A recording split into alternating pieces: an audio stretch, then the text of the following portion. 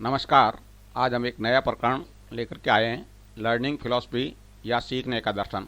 एक शिक्षक को यह समझना होगा कि वास्तव में सीखना क्या है और बच्चों को है जो किस प्रकार से सिखाया जा सकता है। तो आइए हम लर्निंग या अधिगम के बारे में अपनी समझ बनाएं। बालक और उसके सीखने के बारे में समझ बनाना। प्रत्येक बालक सीखना चाहता है। कोई बालक ऐसा नहीं मिलेगा जो सीखने का अनिच्छुक हो। प्रत्येक बालक जन्म से लेकर के मृत्यु तक सीखता रहता है, यहाँ तक कि वह जन्म से पूर्व गर्भावस्था में भी बहुत कुछ सीख लेता है, जैसा अपना पौराणिक दृष्टांत में अभिमन्यु का उदाहरण है। प्रत्येक बालक सीख सकता है यदि उसे अपनी गति से सीखने दिया जाए और सीखने के अपने ही तरीकों का अनुसरण करने दिया जाए।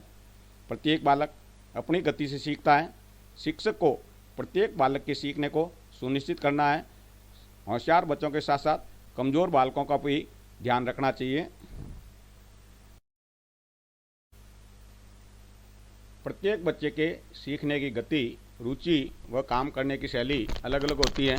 बच्चा कोरी स्लेट ही नहीं होता। बच्चे के पास पर्याप्त अनुभव होते हैं। इस अनुभव का नई बातें सीखने में उपयोग किया जाना है।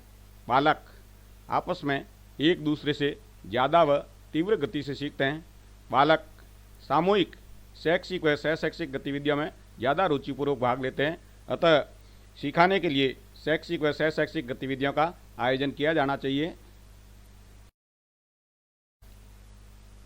अंतर्मुखी बालक या संकोची बालक भी समूह में अच्छा कार्य करते हैं। अतः सिखाने के लिए समूह व उपसमूह में कार्य दिया जाना चाहिए। सीखना अंततः व्यक्तिगत होता है। हर एक बालक का सीखना अलग अलग होता है। बच्चे स्वाभाविक रूप से खेल के माध्यम से ज़्यादा सीखते हैं। अतः शिक्षा में, शिक्षण विधियों में खेल विधा को पर्याप्त स्थान मिलना चाहिए। सीखना एक सतत प्रक्रिया है। बालक हर समय सीखता रहता है। सीखना केवल विद्यालय में नहीं होता, विद्यालय से बाहर परिवेश से भी बहुत कुछ सीखा जाता है। अतः शिक्षक को चाहिए कि विद्यालय से बाहर सीखी हुई बातों को विद्यालयी गतिविधियों से जोड़ी जाए। बच्चे अपने ज्ञान का निर्माण स्वतः करते हैं और केवल तभी नहीं सीखते जब शिक्षक पढ़ाते हैं। वे कक्षा से बाहर परिवेश से भी बहुत सारा ज्ञान अर्जित करते हैं। बच्चों की सीखने की दिशा एक सीधी रेखा में नहीं चलती, वे घुमावदार होती है। अर्थात बालक पहले सीखी हुई अवधारणाओं तक उन्हें पहुंचते हैं, दोहराते हैं और ज्ञान को सुदृढ़ करते हैं। सीखना समग्रता में ही संभव है, न कि ज्ञान को छोटे छोटे टुकड़ों में तोड़ा जाए और विषयों में बांटा जाए। इसीलिए सीखने की समेकित विधि उपयुक्त है। भाषा शिक्षण के दौरान विज्ञान और परिवेश के विषयों को जो स्पष्ट किया जाना चाहिए और गणित शिक्षण के दौरान भी भाषा तत्वों पर ध्यान दिया जाना चाहिए। प्राथमिक स्तर पर बालक एक दूसरे के साथ अंतःक्रिया या इंटरेक्शन करते हुए खेलते कूदते हंसते गाते बेहतर तरीके से सीखते हैं। अतः इंटरेक्शन संबंधी गतिविधियों को बढ़ावा दिया जाना चाहिए। सीखने के दौरान बालक बहुत सी गलतियां करते हैं। परेशानी की कोई बात नहीं है। ये गलतियां ही उनके सीखने की प्रक्रिया के अभिन्न अंग हैं।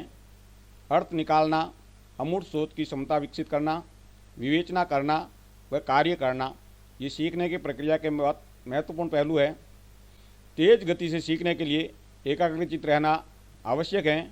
अगर बालक दिए हुए कार्य को रुचि लेकर सफलतापूर्वक कर लेता है तो यह एक सीखने का प्रमाण है। अर्थात बालक उन्हीं कार्यों में रुचि लेगा जो उसे आता है या सीखा हुआ है। सभी बच्चे स्वभाव से ही सीखने के लिए प्रेरित रहते हैं और उनमें सीखने की क्षमता होती है। कोई बालक मूड मंदबुद्धि नहीं होता है। अतः सभी बच्चों को सिखाने का प्रयास किया जाना चाहिए। बच्चे मानसिक रूप से तैयार हों उससे पहले ही उन्हें पढ़ा देना बाद की अवस्थाओं में उनमें सीखने की प्रवृत्ति को प्रभावित करता है। अतः कक्षा में जाते ही सीखने के लिए ऐसा वातावरण बनाना चाहिए ताकि बालक सीखने के लिए प्रेरित हो। सीखने में विविधता व चुनौतियाँ होनी चाहिए। अलग अलग तरह की विधाओं का उपयोग होना चाहिए। कई तरह के कार्य, टास्क, पहेलियाँ दी जानी चाहिए ताकि वे बच्चों को रोचक लगे और उन्हें व्यस्त रख सके। सीखना किसी की मध्यस्थता या उसके बिना भी हो सकता है।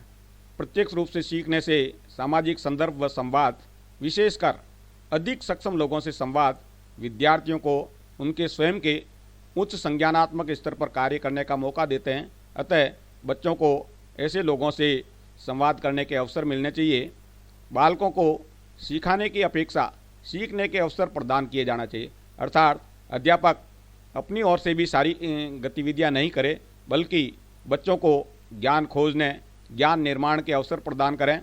एक शिक्षक को अपने विद्यार्थियों को सिखाने के लिए अलग अलग सभी तरह की विधियों व सभी उपकरणों का उपयोग करना चाहिए।